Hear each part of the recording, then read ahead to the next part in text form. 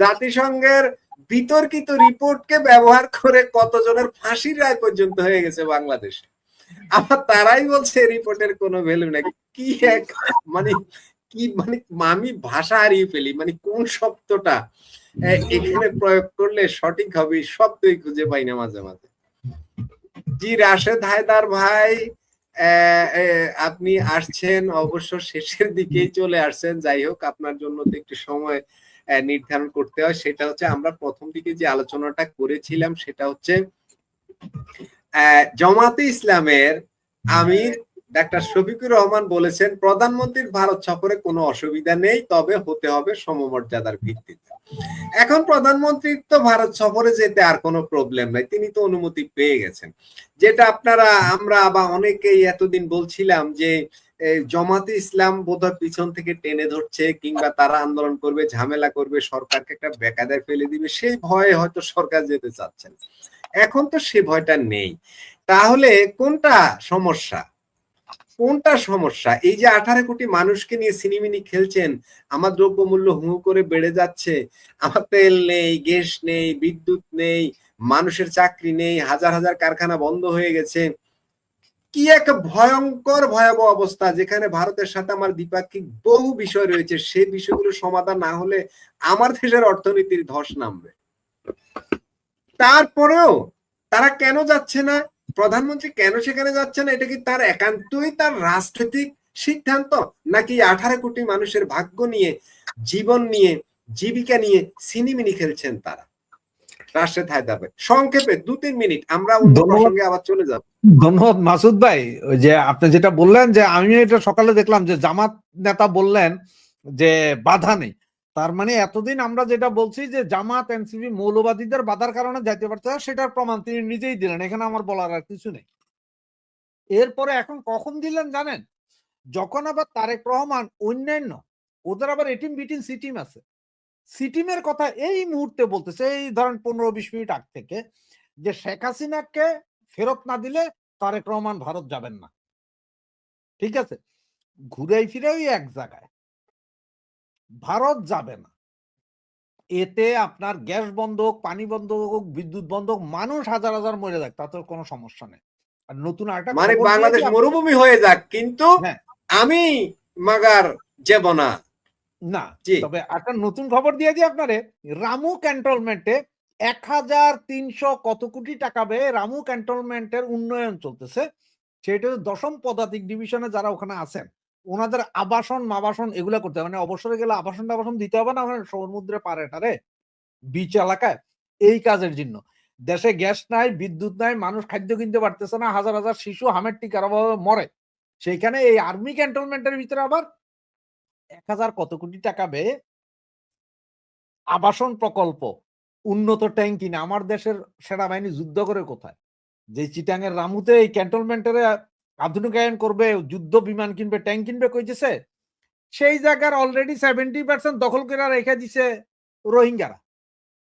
Already Arakan army ঘোষণা দিছে Saint Martin আমাদের, আমরা নিয়ে যাব, তোমার সরকারকে বলো কিছু পারলে করতে।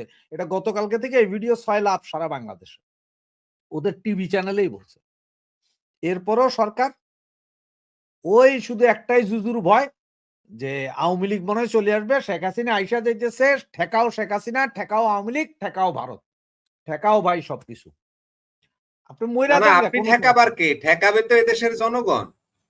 জনগণ যদি না চায় তারা আসবে না। আমরা না, বিএনপি ঠেকাবে। ওই তো আপনি বলতে, আমি বিএনপি কে তো বললাম, কিংবা সরকারকে বললাম, তো সরকার আপনি অন্যদের ঠেকানোর কে? জনগণই তো আপনাকে ঠেকিয়ে দিতে পারে। সব ক্ষমতা জনগণের না, জনগণকে সিদ্ধান্ত নিতে তো দিবেন। জি রাশেদ হায়দার, আমরা আরেকটা জায়গায় যাই, সেটা হলো চিকেন নেকে বারবার অমিত শাহ সফর করছেন, এবং আজকে আমাদের মিডিয়ায় খবর যেটা, যে এবার চিকেন নেকে ত্রিকোণীয় নিরাপত্তা গ্রিড তৈরির ঘোষণা ভারতের। মানে অমিত শাহ তিনি এই চিকেন নেকে এসে বারবার সফর করে যাচ্ছেন, এবং গতকালকেও তিনি সেখানে বক্তৃতা দিয়ে এ ধরনের কথা বলেছেন। এই অঞ্চলে ভারতের নিরাপত্তা বলয় তৈরির এই যে ব্যাপক প্রস্তুতির পিছনে কি কারণ? এর মধ্যে যেটা জানা গেল সেটা হলো পশ্চিমবঙ্গের চোপড়া বিহারের কিষানগঞ্জ এবং আসামের ধুবড়িতে ওদের যে 3টা সেনাঘাঁটি আছে, এই 3টা সেনাঘাঁটিকে দিয়েই ওই যে কি বলে ত্রিকোণীয় নিরাপত্তা গ্রিড যেটা বলা হচ্ছে, সেটা এই 3 ঘাঁটি থেকে এই জায়গাটাকে তারা নজরদারি করছে কিংবা নিরাপত্তা দিচ্ছে এই জায়গার। এখন এই জায়গাটার এইভাবে নিরাপত্তা এত ব্যাপক হারে বাড়ানোর কি কারণ থাকতে পারে? এটা কি বাংলাদেশ থেকে যে হুমকি ধুমকি কিংবা বাংলাদেশে যে ধরনের উগ্রবাদের কথা শোনা যাচ্ছে, জাতিসংঘের যেসব রিপোর্ট, এবং ওই যে শুরুতে আমাদের সরকারের কি বলে ডক্টর ইউনূসরা যখন বলছিলেন যে চিকেন নেকটা আমরা কেটে দেব, সেভেন সিস্টার দখল করবো, এইসব কারণে নাকি এর পিছনে অন্য কোনো কারণ থাকতে পারে? এই সংক্ষেপে যদি আলোচনা করেন, পরে বাংলাদেশ নিয়ে একটু আপনি যা বলছেন এই কারণগুলো পুরোপুরি আছে, এবং সর্বশেষ হচ্ছে জাতিসংঘের এই রিপোর্ট যে ওই যে ইসলামিক স্টেটের যেই ভারত বাংলাদেশের ভিতরে যেটা, এইটার উত্থান। ভারতের মূল টেনশনটা হচ্ছে সিকিউরিটি কনসার্ন। তার দেশ মূলত হচ্ছে সিকিউরিটি কনসার্ন। আপনি একটা জিনিস খুব ভালো করে বুঝেন, আমাদেরকে উল্টা বুঝানো হয়, কিন্তু মূল কাহিনীটা কি জানেন?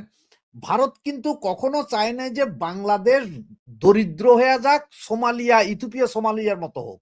এইটা কখনো ভারত চায় না। ভারত অলওয়েজ চাইছে বাংলাদেশের অর্থনীতি একটা শক্তিশালী অর্থনীতি হোক। এটা হবে কি জানেন? যে কোনো দেশের যখন অর্থনীতি শক্তিশালী হয়, মানুষের হাতে টাকা থাকে, তখন মানুষ বিদেশ সফরে যায়, তখন মানুষ নতুন নতুন টিভি কিনে, নতুন নতুন চ্যানেল কিনে, নতুন নতুন চ্যানেলের সাবস্ক্রিপশন করে। মানে মানুষের মাথায় তখন ইয়ের আশা আসে, কি সুন্দর জীবনযাত্রার আশা আসে। আর যখন মানুষ গরিব হয়, দরিদ্র হয়, তখন মানুষ খালি জিহাদের কথা চিন্তা করে। যার কারণে ভারত অলওয়েজ চাইছে বাংলাদেশ ধনী হোক, এতে লাভ তাদেরও। ওই যে সেভেন সিস্টার ওইখানে কিছু লোকও ধনী হবে ওই হিসাবে, কিছু চাকরি বাকরি ওরাই সব বাংলাদেশে করতে পারবে। আর পার্শ্ববর্তী দেশ যদি গরিব হয়ে যায়, তখন এখানে তো জিহাদি বাড়বে, জিহাদি বাড়লে তো আমার দেশও বাড়বে। এটা কিন্তু টেনশন ভারতে। আর পৃথিবীর যে কোনো দেশে দেখেন, একটা ধনী দেশ আশপাশের রাষ্ট্রগুলাকে ওরা নিজেরাই চাই যে একটু ধনী হইয়া উঠ বাবা, কারণ যে তোদের প্রেশার আমাদের দিকে দিস না। আমরা গরিব হলে কি তো লাখ লাখ লোক ভারতে ঢুকবো চাকরি বাকরি কাজ কাম করার জন্য, এছাড়া তো উপায় নেই। কিন্তু আমার দেশ যদি ধনী হয়, তখন আমরা ওখানে যাব না, ওরাই আসবে আমাদের এইখানে। একটা ব্যালেন্স থাকে এই জন্য। আর ওই যে সিকিউরিটি কনসার্ন, এখন যে হারে মৌলবাদীদের অত্যাচার বা অবিচার বাড়তেছে, তাতে ভারত চিন্তিত হবে। ভারত তার বর্ডার সুরক্ষা করবে, এটা রাইট তার আছে। আর এখনো যেভাবে জঙ্গি, এই যে ধরেন আজকের পত্রিকা তো আছে, কোন এক জঙ্গি জানি সে জামিনে বের হয়েছে, পুলিশ বিডিআর আর আর্মি এখন তারা হন্য হইয়া খুঁজতেছে, পাইতেছে না। 167 জন জঙ্গি আছে যারা চিহ্নিত জঙ্গি, হিজবুত তাহরির সহ বিভিন্ন সংগঠনের। অলরেডি ব্রিটেন এবং আমেরিকা দুই দেশের তাদের গোয়েন্দা রিপোর্ট প্রকাশ হয়েছে এক সপ্তাহ আগে। এই দুইটা রিপোর্টে বাংলাদেশ সম্বন্ধে বলা আছে যে কারা কারা জঙ্গি সংগঠন নিজে করতেছে, এগুলো বলা আছে। আপনি কিছুক্ষণ আগে বলছিলেন যে এক রিপোর্টের পরে কানাডাতে পাসপোর্ট রিজেক্ট। আপনি তো কানাডাটা পড়ছেন, ইউরোপেরটা এখন আমার মুখে শুনেন। আমাদেরকে এখানে অলরেডি বলে দেওয়া হয়েছে 80% রিজেক্ট করতে হবে বাংলাদেশে আসলে। 80% 80% পাসপোর্ট রিজেক্ট করতে হবে বাংলাদেশে ঢুকতে গেলে। মোহাম্মদ একদম সোজা বইলে দেখো, মোহাম্মদ নামের আগে পিছে মোহাম্মদ থাকলে ওরে ঢুকতে দেওয়া যাবে না, সোজা। ইউরোপ অলরেডি দিয়ে দিছে আমাদের। এটা তো আরো কিছুদিন পরে পত্রিকা হতে পাবেন, আমাদেরকে ওই ইমিগ্রেশনে দিয়ে দেওয়া হয়েছে অলরেডি। এই জন্যই ভারত তাদের চিন্তা, ভারত তাদের গেরিসন, অমিত শাহ 3বার 4বার যাইতেছে, এগুলো ঠিকই আছে। এরপরে ভেতরে আরো কি কি পাকতেছে সেটা দেখেন, আরো কি কি হইতেছে, অনেক কিছু হয়তো আমরা জানিও না। কারণ তা না হলে আপনি আজ থেকে প্রায় 1991 সালে রয়ের প্রেসিডেন্ট আসছিল বাংলাদেশে, 90 কি 91-তে। এরশাদের শেষ সময়, আর না হলে খালেদা জিয়া বা তত্ত্বাবধায়কের সময় রয়ের প্রেসিডেন্ট ছিলেন। এরপরে আর এইবার আসছেন। তাহলে আপনি একটু বুঝতে পারেন যে আসলে কাহিনীটা কি। কারণ রয়ের প্রেসিডেন্ট, মোসাদের প্রেসিডেন্ট, MI6 এর প্রেসিডেন্ট এরা আসে না। প্রধান প্রেসিডেন্ট বলতে আমি প্রধান বুঝাচ্ছি আর কি। এরা কিন্তু নরমালি যায় না। এদের কেউ খুব একটা ভালো করে চিনেও না। যেমন কেজিবির প্রধান ছিল ভ্লাদিমির পুতিন, আমরা কেউ জানতামও না, পরে যাইয়া জানছি। তো এদের কেউ চিনে না, কিন্তু আসছে বাংলাদেশে হই পড়ছে। তার মানে কি আসলেই কোনো একটা কিছু আছে, কিছু একটা বৃহৎ ঘটতেছে, যেটার হয়তো ইশারা ইঙ্গিত আমরা এখনো বুঝতেছি না, কিন্তু যারা বুঝার গোয়েন্দা সংস্থা তারা ঠিকই বুঝতেছে। এটা মূল কারণ। ভারতের মূল হচ্ছে সিকিউরিটি কনসার্ন, আর কিছু না। নাহলে ভারত তো আপনার এতদিনে চাইলে আপনারে ফকির বানাই দিতে পারতো না। যদি কইতে যে আদানির ওই পাওয়ার স্টেশনের বেয়ারিং 2টা নষ্ট হয়ে গেছে, বিদ্যুৎ আইতে পারতেছে না, কি করতেন আপনি? কি হুমকি ধমকি দিতে পারতেন? গুলি করতে পারতেন যাইয়া? তারপরে নেপাল থেকে যে 40 কিলোওয়াট আসে, এইটাও কইতে পারতেন তার খুব লম্বা তার হওয়ার কারণে বিদ্যুৎ আইতে পারতেছে না, তার ছিঁড়ে গেছে, এটা ঠিক করতে হইব। 6 বছর লাগবে, অসুবিধা কি আছে? পেঁয়াজ, রসুন, আদা, চিনি, তেল, কাঁচা লঙ্কা এগুলো যখন আপনারা চান, তখন কইতে হ্যাঁ হ্যাঁ আমরা দিচ্ছি। দিচ্ছি কয়ে ভাই গাড়ি আসতেছে তো, আইতেছে তো গাড়ি। ওই যে এখন মোবাইল হওয়ার কারণে পোলাপাইন দেখেন না, পোলাপাইন আছে ধরেন এক্সাম্পল ঢাকা, আপনি নোয়াখালী থেকে ফোন দিছেন। আরে ভাইসা আমি তো আপনার বাসার পাশের দোয়ানে আছি। আইতেছি 10 মিনিট। হে কিন্তু তখন ঢাকা যাত্রাবাড়ি। এরকম করতেই তো আপনার 4 ঘন্টা যায়, হে আহে না। তো ঐরকম ভারত সবজি-মবজি সবকিছু নিয়ে ঐরকমও করতে পারে। কিন্তু করে নাই এখনো। কারণ হচ্ছে যে মানুষ মারবে না। কিন্তু সরকারকে টাইট দিবে, এবং টাইট কখন, কোথায়, কিভাবে দিবে, এখন চাইবার লগে, লগে তেল দেয়। আগামীতে তেল দিবে। 10,000 লিটার চাইছেন, আপনাকে 1,000 লিটার দিবে। বাকিটা ভাই পাইপলাইন ফুরিয়ে গেছে। পাইপলাইন ওখানে জং ধরে গেছে। কোপায়ে দিছে। কোন কৃষক যায়া মাটি কোপাইতে যায়া পাইপলাইন কোপায়ে দিছে। এটা ঠিক করতে হইব। এইভাবে করে আপনারা যন্ত্রণা দিবে। আপনার যত বেশি টেকনামি করবেন, যত বেশি টেরামি করবেন তত বেশি। আর 7 সিস্টার যারা খাইবে বলছিল স্যারেরা, তাদের একটু জিজ্ঞেস করা উচিত যে, "স্যার, আমাদের দেশে তো বিদ্যুৎ নাই, গ্যাস নাই, পানি নাই। তো এখন আপনি ভারতে তো সবকিছু আছে। তো এখন ভারত খাইয়া দিয়ে আপনি বিদ্যুৎ, গ্যাস, পানি দিতে পারবেন কিনা? এটা একটু জিজ্ঞান দরকার মৌলানার করে।"